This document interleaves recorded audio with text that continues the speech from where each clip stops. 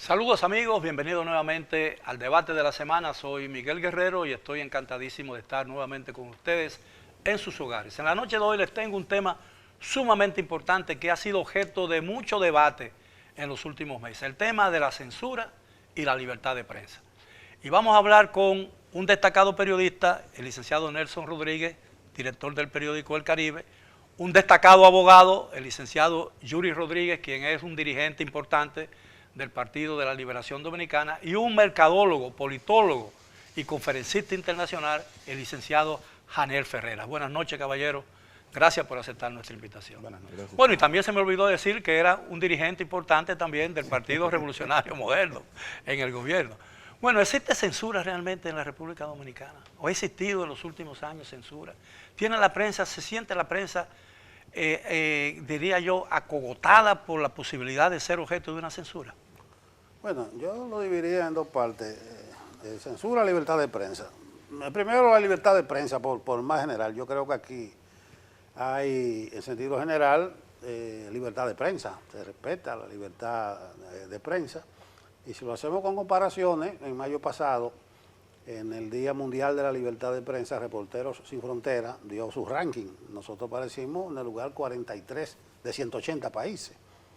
Y lo que se mide, los indicadores para ese ranking, nos dicen a nosotros que aquí en lo fundamental, te digo, se respeta la libertad de prensa. Claro, hay funcionarios que no simpatizan con dar informaciones, con hablar con la prensa, que no facilitan el acceso a las informaciones. Hay funcionarios que se irritan, que se disgustan, y eso podría decir que no hay facilidades para la prensa para hacer su ejercicio. Lo que pasa es que ahora, Miguel, hay un caos informativo generalizado con esto de la nueva tecnología, de la comunicación, y ahí se desdibuja un poco lo que es la libertad de prensa. Claro, insisto, en sentido general no hay una libertad de prensa plena. Lo que estamos al frente de un periódico nos damos cuenta lo difícil que es acceder a la información gubernamental. Existen las oficinas de libre acceso, pero lo primero que hace un funcionario es enviarte a la oficina de libre acceso. Y después se acogen a un plazo que tiene la información y luego te dan la información que ellos quieren darte, parcial. Entonces hay limitaciones, pero creo que en sentido general hay un ejercicio pleno. Lo de la censura lo voy a dejar por una segunda vuelta. Licenciado. Bueno, yo creo que es un ejercicio, digamos, de libertad de prensa en nuestro país decente, sobre todo, ¿no? Pero como señalaba don Nelson, en los últimos tiempos y sobre todo en esta gestión gubernamental, los índices de acceso a la información pública se han reducido. De hecho, las instituciones que tienen menor índice de acceso a la información pública son el Ministerio de Educación y el Senado de la República.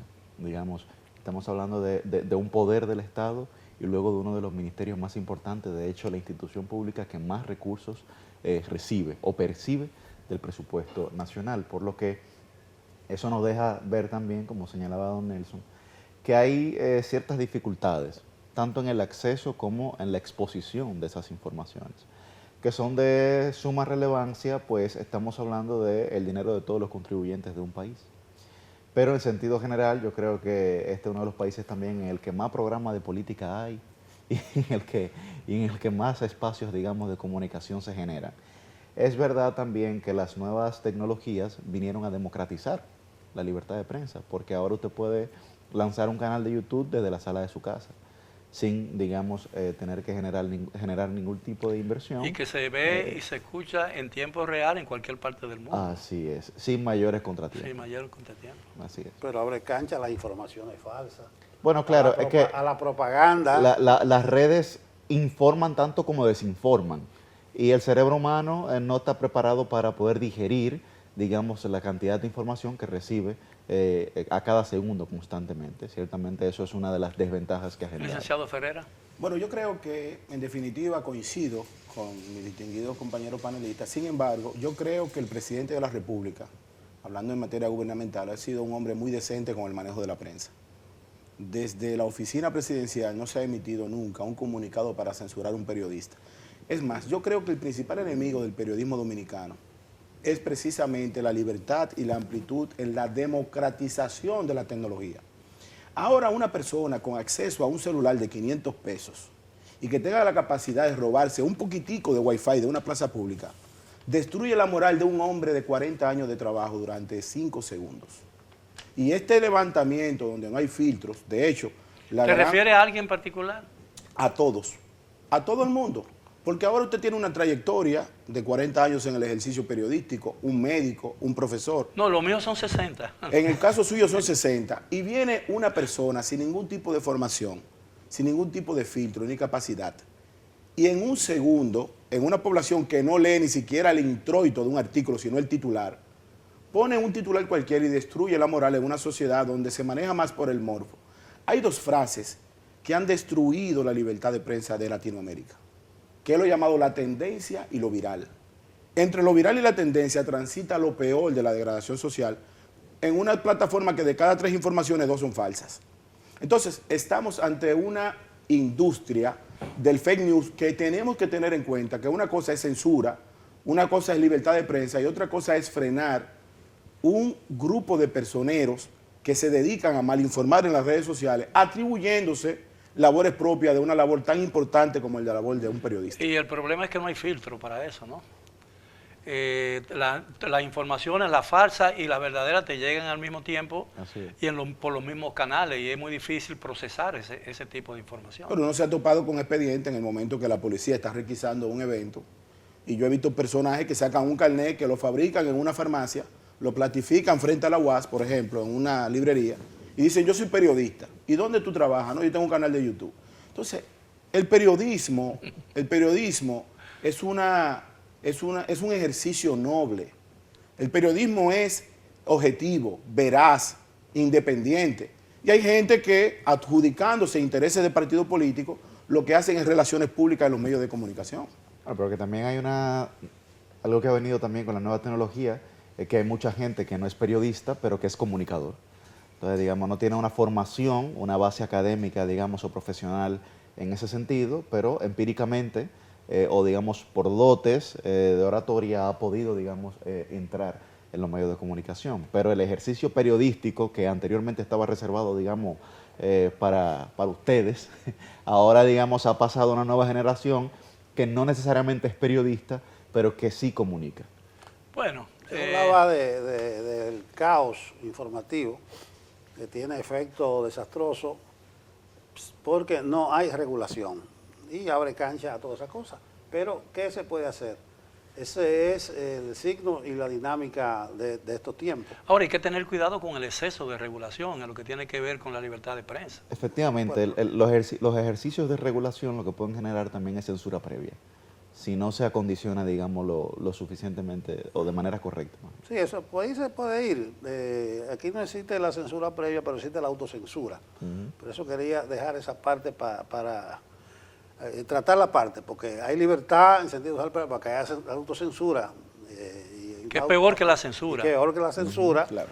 Y una autocensura que tiene una serie de indicadores del litoral gubernamental que lo patrocina.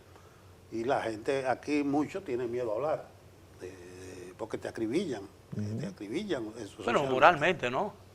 Sí, claro que sí. Moralmente. Pues no hay paredón de fusilamiento. Bueno, pero esa es una muerte material, peor, ¿no? que la muerte física muchas veces. Claro. Entonces, ahí sí, pero antes de meternos a la censura, a la autocensura, yo, de libre acceso a la información, yo creo que ahí hay que modernizar eso, porque no hay consecuencia ninguna. La ley es del 2004. 2004, sí. Y le ha pasado por encima la Constitución del 10, lo cambia la Constitución del 15. Yo estuve viendo una sugerencia de Finjus a propósito de una serie de artículos que escribió la periodista Diana Rodríguez, que desenmascaró eso de todas las instituciones, las peores, y cómo los funcionarios ocultan las informaciones. Doña Milagro Ortiz dijo que eso se iba a corregir y ella da unos rankings que todo el mundo saca 90 y 100. Buena nota, pero Finjus recomendaba para romper, sí, ustedes lo ven mensualmente. Ese libre de fase. Buena maestra. Dice Finjus, respondiéndole a esa serie de artículos de Diana Rodríguez, que hay que fortalecer la obligatoriedad de que los poderes públicos emitan información manejable para toda la población, promover mecanismos de diálogo permanente entre la ciudadanía y el Estado y principalmente hacer aún más rigurosos los sistemas de consecuencias preestablecidos ante la ausencia de información certera y veraz. Aquí no hay régimen de consecuencia ninguno, no solo para los funcionarios, ¿entiendes?, sino para todo el que quiera despotricar, para todas las sandeces que hay en el medio. Ahora, reitero, no soy partidario de la censura, para nada. Yo he manejado problemas que Espectáculo Público sanciona a un comentarista o a una influencer de esta. Yo digo, bueno, pero que si ya tiene una emisora, la gente tiene la opción de coger el control en mano y cambiarlo. Pero yo también creo que ahí hay una falta de responsabilidad de los dueños de esas emisoras, porque en la medida en que nosotros vamos, por ejemplo, despenalizando las violaciones a ciertas reglas normales y a la costumbre, mayor será el desorden. Porque yo creo que si yo escribo, por ejemplo, yo tengo una columna en el Caribe desde 1977. Es decir, pero yo creo que si yo mañana le envío a Nelson, yo le envío mi columna directamente a Nelson. Si yo le envío una cosa diciendo que fulano de tal es un ladrón, él no publicaría eso. Me llamaría o buscaría la forma de arreglarlo. Entonces, y eso no es una censura del periódico, porque yo tengo que escribir y saber que el periódico donde escribo tiene una política, tiene normas, y esas normas hay que respetarlas. Sí, pero lo que usted establece es muy interesante. Sin embargo, hay una ley que yo creo que puede ayudar a regular esa situación. Y nada tiene que ver con prensa, ni tampoco con periodismo, que es la ley de crímenes y delitos de alta tecnología. Esa ley debe ser modificada a instancia pública y no privada. Aquí hay personas, don Miguel, que en un segundo destruyen un castillo que le dura a usted un siglo de construirlo. Y no hay régimen de consecuencia. Pero incluyendo también medios de comunicación que se prestan para hacer encuestas, por ejemplo, tan chantajistas como los 10 funcionarios que más toman el teléfono, los 5 líderes de la oposición que más refresco dan. Pero eso es un chantaje mediático. Sí, pero y también tomar... ¿cómo uno controla en un mundo en que las redes han favorecido el anonimato? No, pero lo están resolviendo el tema. Porque cualquiera te escribe, cualquiera te dice cualquier barbaridad frente a una personalidad pública con un nombre falso, y entonces es muy difícil identificarlo. No, don Miguel, no es tan difícil, ahí voy al detalle. Ya todos los rastros digitales dejan sus huellas. No es verdad que el crimen digital puede ser impune. Toda persona que escribe lo que sea a través de un teléfono inteligente tiene un IP registrado. Sí, pero ahí lo que dice don Miguel tiene cierto sentido, porque hay IP, y para explicarle a la gente, la IP son las direcciones, digamos, que se generan de código único, digamos, de su localidad. Hay IP que transitan a la República Dominicana, pero tienen su base en la India, por ejemplo, o tienen su base en Kuala Lumpur. Entonces, no hay posibilidad alguna, digamos, de que el DICRIN o de una sanción física. O de una sanción física, evidentemente, para que haya un... Ahora, yo tengo una pregunta hacia Nelson. En todos los años que tú tienes ejerciendo el periodismo, de diferentes etapas y de diferentes posiciones, ¿cuál ha sido la etapa más difícil para ti? La más difícil. Es difícil contestar porque uno cubrió gran parte o prácticamente todos los años de los 12 años de Balaguer, porque ahí se había persecución. Sí, claro. Y allí se había agresiones directas. Tengo que quedarme con... ¿Eres un sobreviviente de esa época? De esa época, no, había... Sí, claro. Había que correr, había que esconderse, había que hacer la cosa. O sea, esa tiene que ser por mucho la más difícil. Ahí se cerraban los medios, se le quitaban los cristales a las emisoras, ¿me entiendes? Si te ponía con cualquier alto militar, no solamente que te amenazaba, sino que llegaba a vía de hecho. Sí, tenemos muchos ejemplos de eso. Entonces, esa tiene que ser la más difícil por ser la más arbitraria, la más directa, pero yo he cubierto etapas de presiones muy sutiles desde el poder y chantaje desde el poder. Llamadas a un propietario. Un propietario, que es la forma más odiosa para un director o para un periodista. Yo recuerdo, bueno, no quisiera mencionar a Tuey de Can, él no está para defenderse. En El Siglo, yo escribí un trabajo sobre un distanciamiento entre el gobierno y el partido. Atuey era el ministro de la presidencia. Y Atuey habló directamente por encima de Osvaldo, que era el director, con Ramoncito Báez. Y Ramoncito Báez fue a pedirnos cuenta a nosotros. Y efectivamente se armó una discusión bastante desagradable. Entonces, también están de por medio los intereses de los dueños, que esa es otra cuestión que hay que ver. Entonces hay etapas que han sido difíciles, no tan difíciles como aquella. En el periódico El Sol, en el 16 de mayo del 78, tuvimos que recoger los periódicos y salir corriendo con el cambio, porque la guardia venía de camino. Ya le habían quitado los cristales a Radio Comercial, que viene la guardia. Cuando llegó la guardia logramos sacar 2 o 3 centenares del periódico. Me acuerdo el título, que era El Cambio va, grande. Ahí se la jugó Juan Bolívar, que era el director. Y el subtítulo, El PRD barre en la capital. Por suerte, brincando, salimos. Y cuando llegó la guardia, ya sacamos 200 o 300 de periódicos. Entonces, lo pongo de ejemplo de cómo fueron aquellos tiempos, pero te pongo el ejemplo de Atuey, de Can y Ramoncito para que tú veas lo que es muy sutil. Hoy se siente algún tipo de presión, pero no de manera tan directa, pero le llegan las presiones a uno. Pero la sutileza prevalece. Prevalece la sutileza. Ahora hay un manejo también de la publicidad que afecta incluso a los mismos periodistas. Hay situaciones como la de Nuria. La gente se olvidó del famoso, del espía que casualmente que estaba fuera del país. No había manera de determinar de dónde se produjo. Pero cuando era Danilo, eso se puso viral. Pero después que dijeron que este gobierno estaba espiando, desapareció el tema. O lo desapareció el gobierno, el tema. Entonces existen todos esos manejos. Ahora, en un país que goce, cuando un país alcanza un cierto nivel, como el que hemos alcanzado nosotros, como bien afirma Nelson, de un ambiente de libertad más o menos, no absoluta, porque no existe nada absoluto en el mundo, pero confiable, no es más que el resultado de muchas luchas que tuvieron etapas como la que tú mencionaste de 1978, porque la libertad de prensa no surge de la nada, ¿no? Se va construyendo y se van superando muchísimas dificultades. Pero ustedes como políticos, ¿han sentido el peso de algún tipo de presión en cuanto al acceso a los medios de comunicación o algún tipo de censura?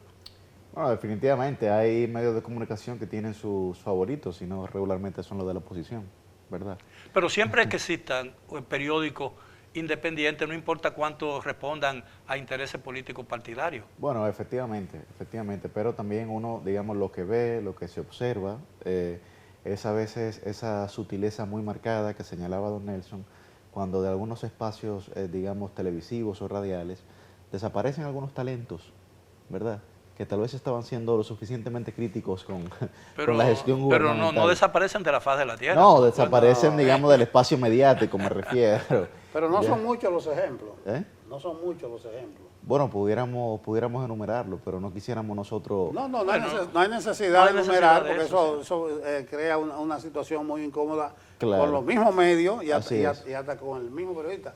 Pero es que no es muy frecuente que un periodista sea sacado de un medio. No es muy frecuente. Entonces tú me pones a hacer memoria y yo no te puedo señalar uno que otro. Mira, yo tengo una experiencia particular. Una vez yo escribí un artículo, hace mucho tiempo, Orne era el director y todavía propietario del periódico. Yo escribí un artículo que molestó a mucha gente y se lo hicieron saber a Orne. Y Orne me llamó y me explicó eso. Mira, tu artículo, me recibí tantas llamadas, que sé yo, una cosa. Y cuando yo le dije, bueno, don Germán, mire, usted me dijo don Germán, tú tienes temas para una segunda parte de ese artículo. Y yo dije, pues claro, y dice, pues escríbelo. Sí, eran tiempos diferentes. Pues esa es la diferencia cuando el dueño de un periódico es periodista, ¿entiendes?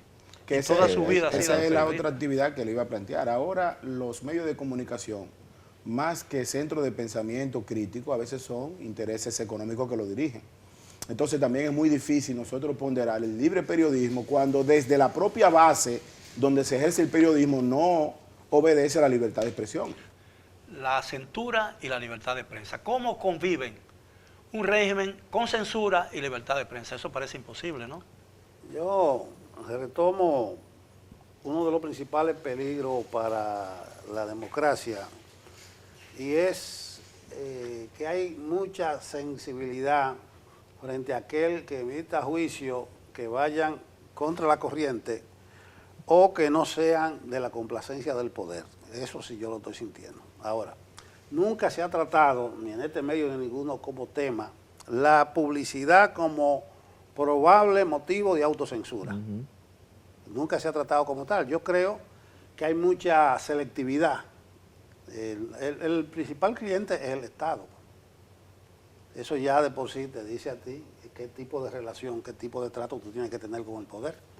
Tú no te vas a pelear ni a enemistar con tu mejor cliente. No, y además el poder es el poder. Y el poder es el poder, pero además hay otra cosa que él decía, que los periódicos ya no son los medios como centro de pensamiento, nunca lo han sido, ni lo pueden ser, porque son expresión de los intereses de los propietarios, de los dueños. Bueno, y además que hay mucha gente que sabe que incluso algo tan grande como la libertad tiene su límite. Sí, pero el ejercicio del periodismo, en los que son periodistas, porque uno es comunicador, se establece que es puro, objetivo, verdadero. Entonces, cuando tú desde el periodismo utilizas una trinchera para adjudicarte una tendencia, no es tampoco tan periodismo.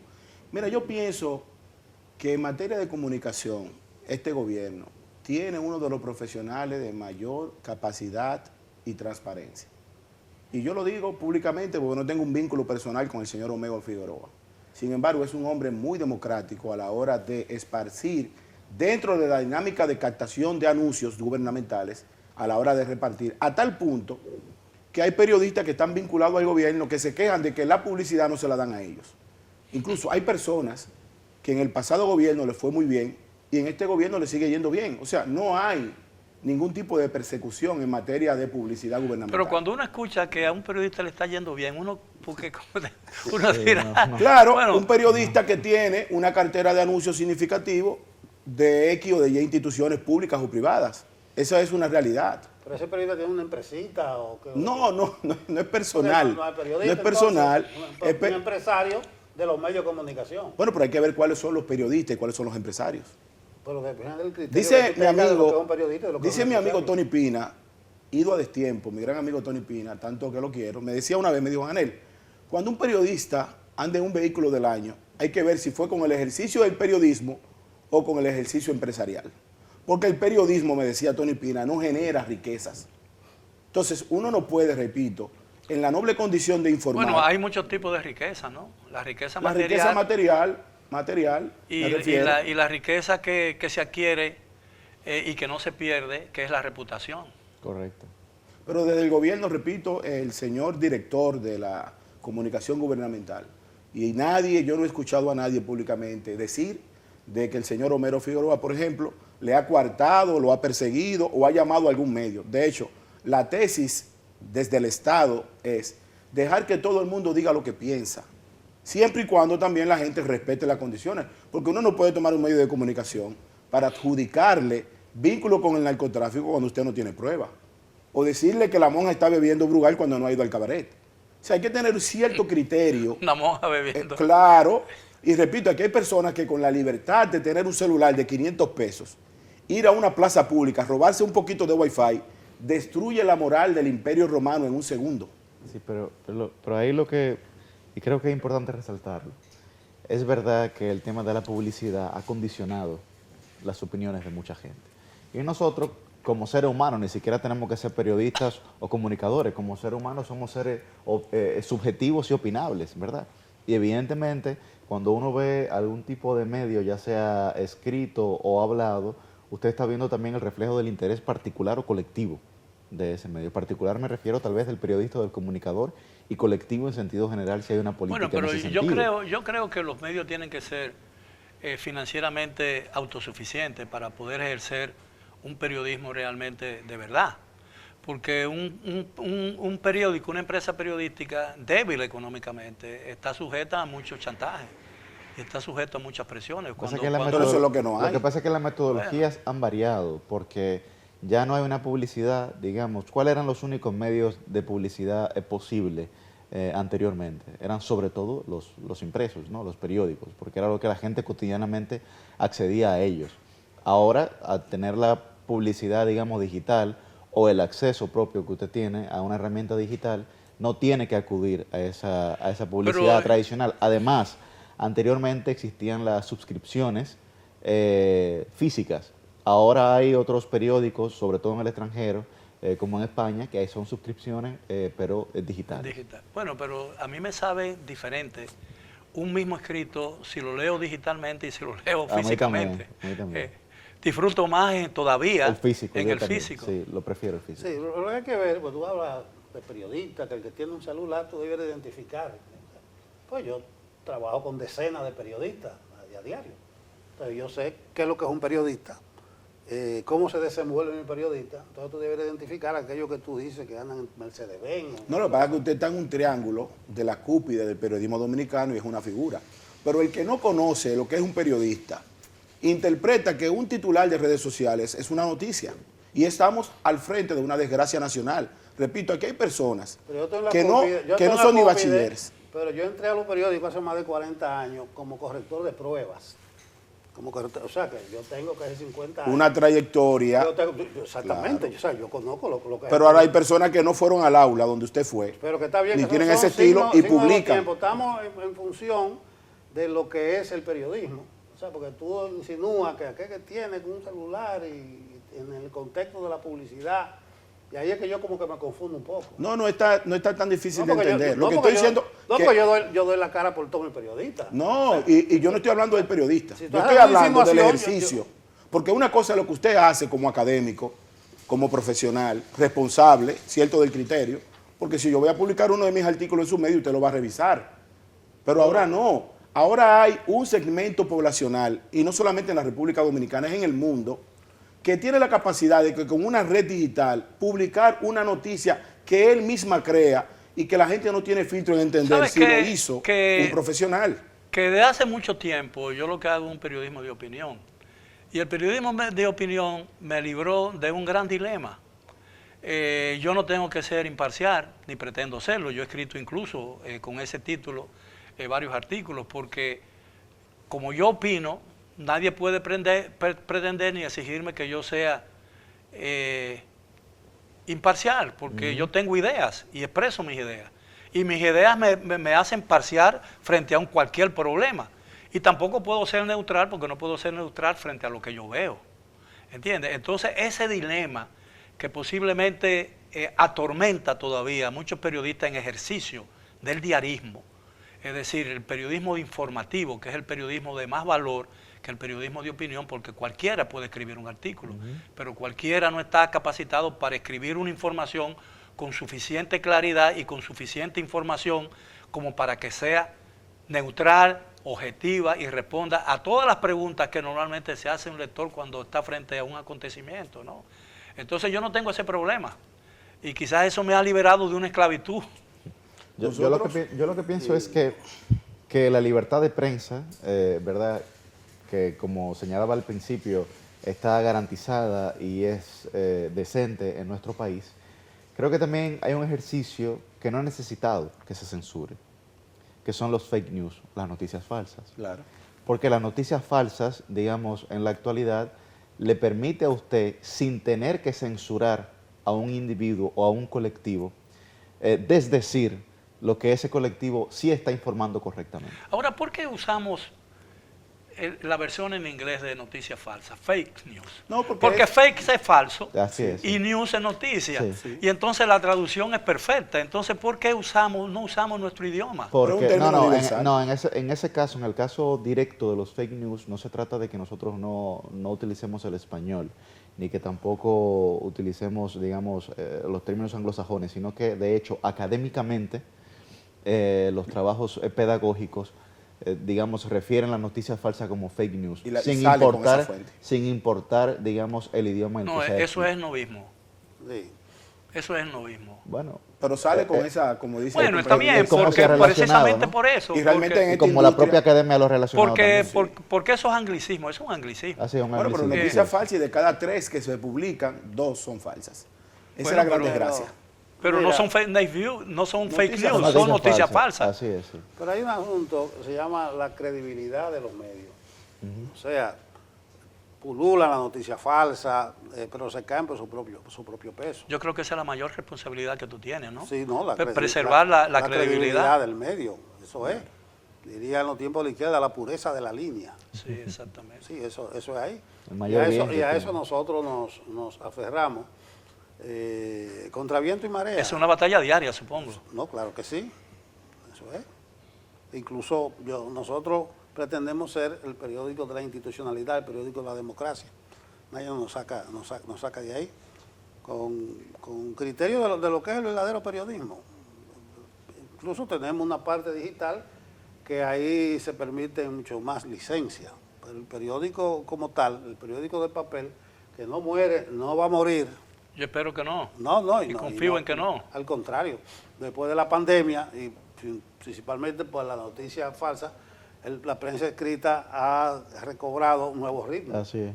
Aquí, por ejemplo, el mismo país de España, que se fue de boca para allá, para lo digital, está tratando de recuperar. Porque la mayor credibilidad, ellos se dan cuenta que está por su Sí, claro, periódico. porque la ventaja del periodismo escrito es que tú tienes 24 horas para corregir y confirmar una noticia. No, y que ahora la parte digital también puede suplantar muchas Lo informaciones. digital compite por la prontitud, es decir, el que llega primero. Pero lo importante no es llegar primero, sino llegar primero bien. Ahora, el mundo también es digital porque tiene su ventaja también. Una persona que no tenga acceso al medio escrito lo va a recibir de forma digital en la montaña más escarpada de Quisqueya. Ahora, el detalle está en lo mismo que está sucediendo con los elementos de la inteligencia artificial. Han hecho un stop. ¿Por qué? Porque hace falta un componente ético en la información digital. Y es allí donde yo siempre me voy a hacer hincapié. Nosotros tenemos que trabajar la transparencia ética del periodismo dominicano y poder segmentar lo que es un periodista como ustedes, que son personas respetadas, de trayectoria, de formación, con una serie de personajes que porque tienen acceso a la información digital, se creen parte de la información. Lo que pasa es que la ética es un freno al desmán. Es decir, porque cuando uno está escribiendo, uno puede pensar en cualquier cosa, pero tú te frenas si tienes ética y ejerce un periodismo con ética, ¿no? Sabes tus límites, sabes a dónde puedes llegar y qué no debes hacer, porque las palabras es un arma de doble filo, la palabra.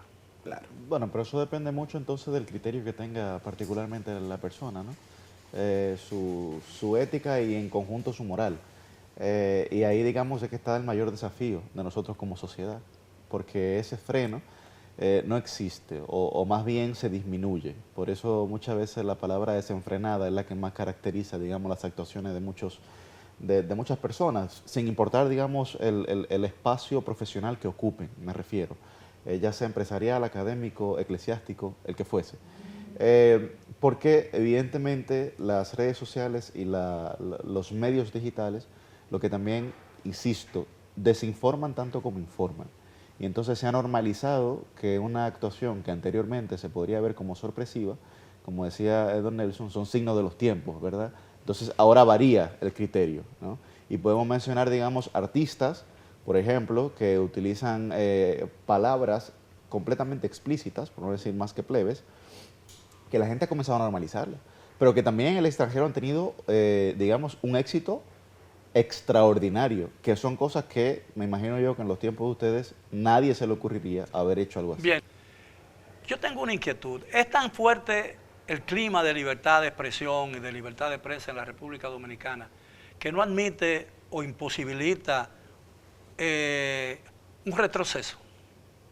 No te entiendo.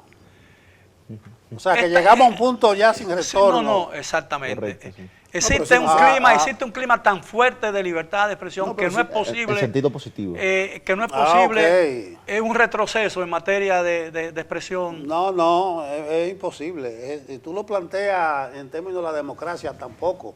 Los niveles que se han alcanzado aquí de libertades públicas y políticas, no hay brecha para retroceso. Bueno, eso se pensaba en Venezuela. No, pero Venezuela, nosotros tenemos un sistema diferente. Además, si nosotros buscamos los escenarios periféricos a la República Dominicana, nosotros estamos en un paraíso del periodismo. Aquí no hay un solo periodista preso por ninguna publicación. Aquí no hay una sola periodista perseguida por ninguna publicación.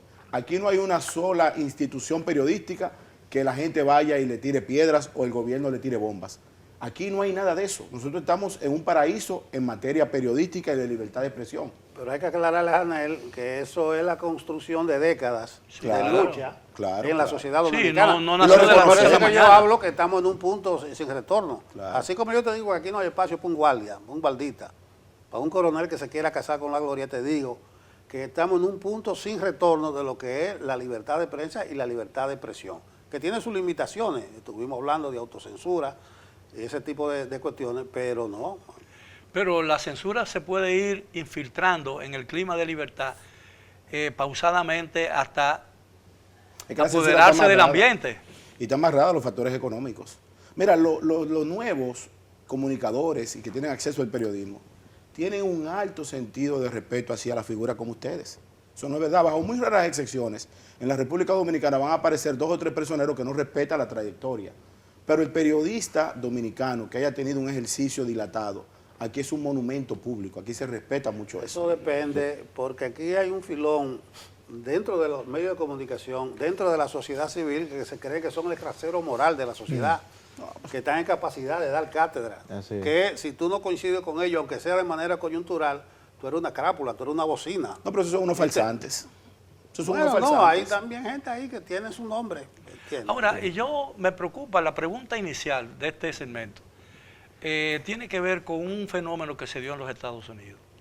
En los Estados Unidos, después de el acto terrorista del 9/11, muchos norteamericanos se sintieron tan temerosos y hubo un clima de inseguridad tal que muchos norteamericanos estaban dispuestos a sacrificar libertades individuales en aras de tener mayor seguridad.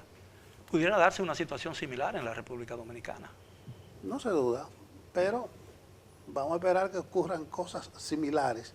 Pero lo Bueno, que no, es, no, lo que es, digo yo, Esperemos que no ocurran, pero como escenario para poder contactar que una cosa así pueda Sí, claro, ocurrir. claro. Yo creo que no hay temor. Lo que sí creo es que es verdad que estamos en un punto de no retorno, sobre todo por la libertad que han dado las redes sociales, ¿no? Y que ha dado, digamos, la época y la era digital.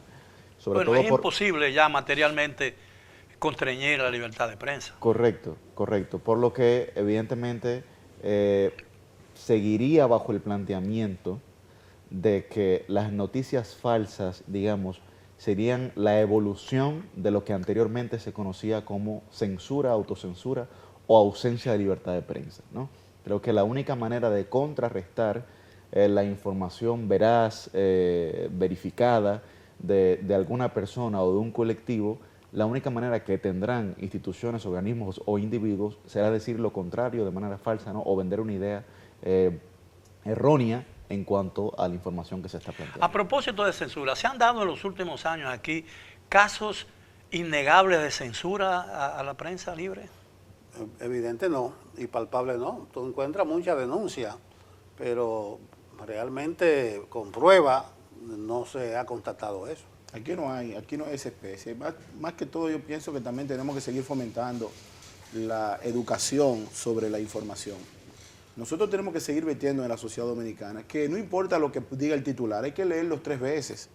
Y no importa lo que publique nadie. Aquí hay instituciones, repito, como la que usted dirige, que yo la leo, que para mí son un templo de información. Hay otros periódicos que ni siquiera me presto a leerlo, porque no son periodistas, son relaciones públicas. Entonces, ¿hasta qué punto la sociedad dominicana va a distinguir entre una relación pública y una noticia importante con una profundidad objetiva? Yo creo que ahí hay un tema también interesante, sobre todo ahora que nos abocamos al proceso electoral. ¿Por qué?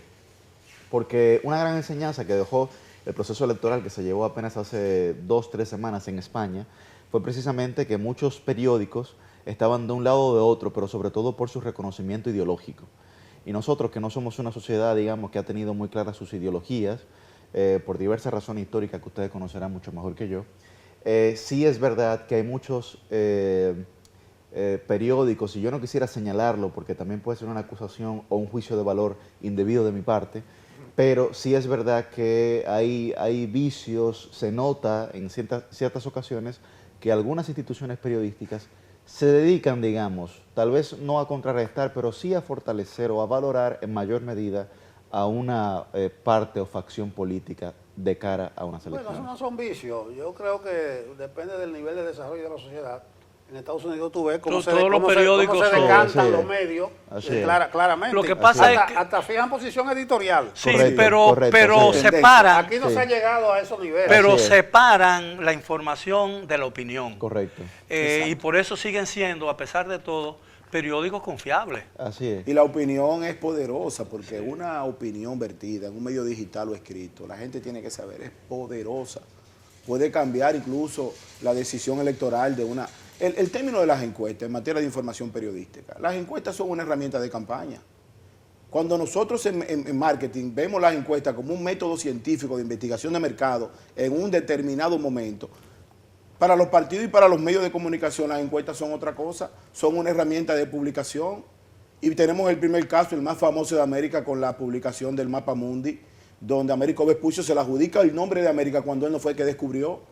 Y cuando se publica en la imprenta alemana, entonces ya se queda por un hecho de que somos América. Y eso no ha cambiado. 5 siglos después seguimos publicando cosas que no son ciertas solamente para dañar la mente del colectivo. Y eso también es un crimen. Bueno, no podemos hacer mucho ya. No, pero yo Ese caso está confío más complejo. en que hay una parte sana de la sociedad, a propósito de la noticia falsa, que se va alineando, E incluso con todos los temores que hay, habrá un punto de quiebre.